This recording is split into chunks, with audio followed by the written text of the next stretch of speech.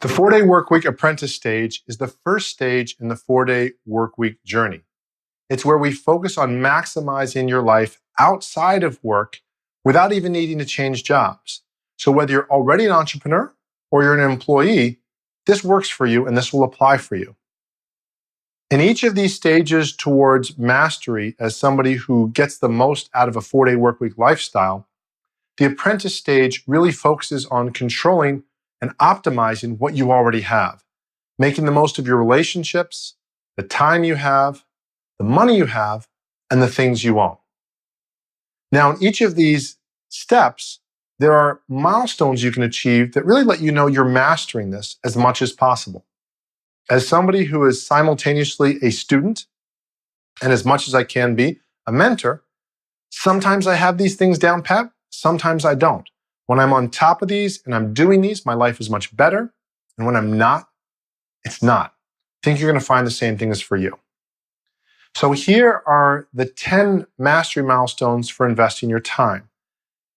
First, get enough sleep so you can be happy, energetic, and wake up without an alarm.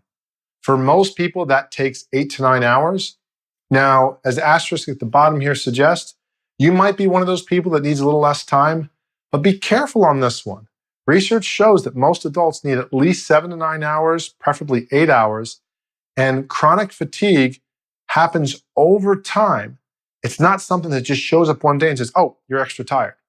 It's something, and sleep deprivation and not being able to be on top of your game is something that just kind of shows its way as people being tired, irritable, cranky, but it usually doesn't necessarily let us know. It certainly lets the people around us know. So keep an eye on that. If you think you have it down, you still might not. Now, with each of these milestones, I'm going to give you a concept and there'll be a follow-up worksheet you can use.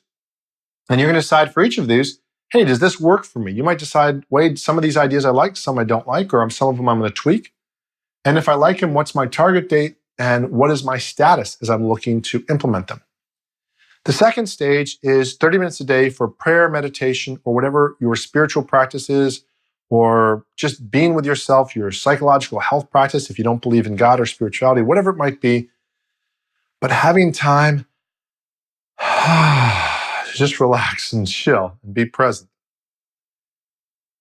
Also, 30 minutes a day for exercise, yoga, or some sort of physical activity. So in number 2, we're looking at our spiritual dimension. Number 3, we're looking at our physical dimension. Number 4, 30 minutes a day for personal relaxation and enjoyment. Just doing something you enjoy. This should be something that is not unbelievably growth-oriented. You're not looking to take over the world. You're not looking to be a better person. You're just chilling. You're enjoying yourself. This might be watching some TV. This might be playing video games or whatever. Something that just kind of allows you to escape for a little bit. 30 minutes a day for reading and learning. This is an area where I think for most of us, we thrive off of learning. Research shows that when our brain stops learning, we don't do too well.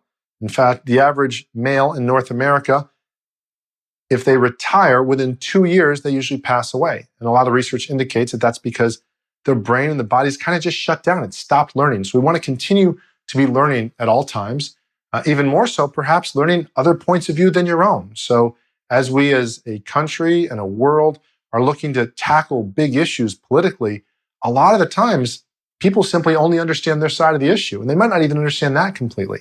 So just getting to learn more about the world around you can be something that's very valuable and, again, help you to optimize and make the most of your time and your life. Less than an hour a day of undesirable activity. They said less than an hour, less than 1 hour per day of undesirable activity. So that might be chores, doing dishes, that sort of stuff. If you have too much time doing those things, you might have too much stuff. You might need to manage your possessions or do something different. But again, we're looking at what mastery looks like, where you're not spending a lot of time doing things you don't want to be doing. At least 1 day per week with 0 chores, 0 errands, work, or obligations. In the olden days, as my kids call it, we had this thing called Sunday. And Sunday was pretty cool. You didn't do this stuff. You just relaxed, hung out with family, and just kind of chilled. So maybe you have that, maybe you don't. Again, this is a sign of mastery. Less than 1 hour per day of TV/video games/social media/electronic devices. There is certainly a place for these devices in our world in a healthy way, but it's also something that can really kind of drain us and sap our energy if we just sit there receiving content, receiving ideas, receiving entertainment from somebody else. I remember one of my friends who is one of the most active people I know. He's my age, and he's still always either surfing or he's in Costa Rica or whatever. And I remember, and he's an athlete. And one day when I was telling him I was watching different basketball games, I happen to like the Miami Heat, he just said, Wade, why are you spending so much time watching the games? Why don't you just go do more stuff? And over the years, I've seen the wisdom of him saying that of, yeah, it's fun to watch stuff, but it's even more fun to do it. So do more stuff. Time for 3 relaxed meals.